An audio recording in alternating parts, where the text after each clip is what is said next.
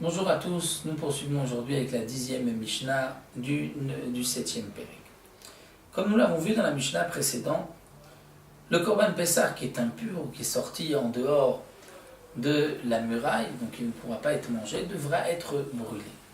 Dans notre Mishnah, là, nous allons voir que même à Hatsamot, c'est-à-dire les os, on n'a pas le droit de casser, briser les os du Korban Pessah. Pourtant, dans les os, il y a de la moelle. Et la moelle de ces os doit être brûlée. On ne pourra pas jeter les os, puisque c'est notar, c'est les restes du Korban Pessah. Donc on devra les brûler. Quand est-ce qu'on va les brûler? Eh bien, nous ne pourrons pas les brûler le 15 Nissan, puisque c'est un jour de Yom Tov. On attendra le lendemain, Chol HaMoed, le 16. De même à Guidim, les tendons, qui sont interdits, qu'on ne peut pas manger, comme le guida naché, qui ne sont interdits, nous dit le Barthénora, que midérabanan, c'est-à-dire la partie qui n'est interdite que midérabanan, comme la graisse autour du nerf sciatique. Donc là, il y a effectivement quelque chose qu'on aurait pu manger et qu'on ne mangera pas, donc il faudra les brûler.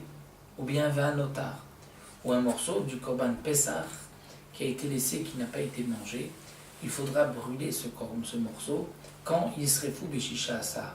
On le brûlera le 16 Nissan. Pourquoi le 16 Nissan? Parce qu'on ne peut pas le brûler,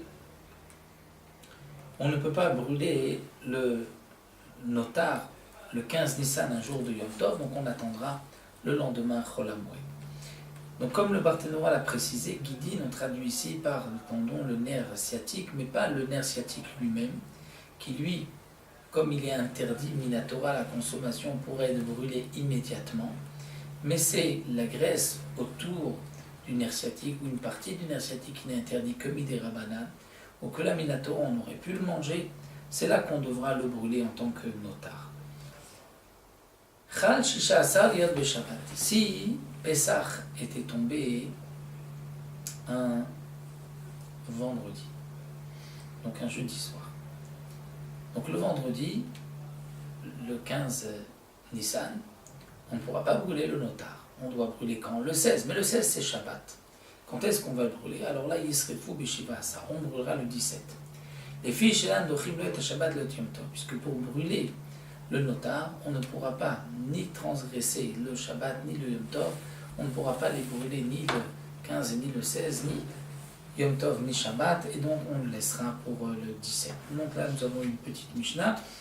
Nous verrons dans la Mishnah suivante quelle est la partie du Korban qui doit être mangée et quelle est la partie qu'on laissera et qu'on devra brûler.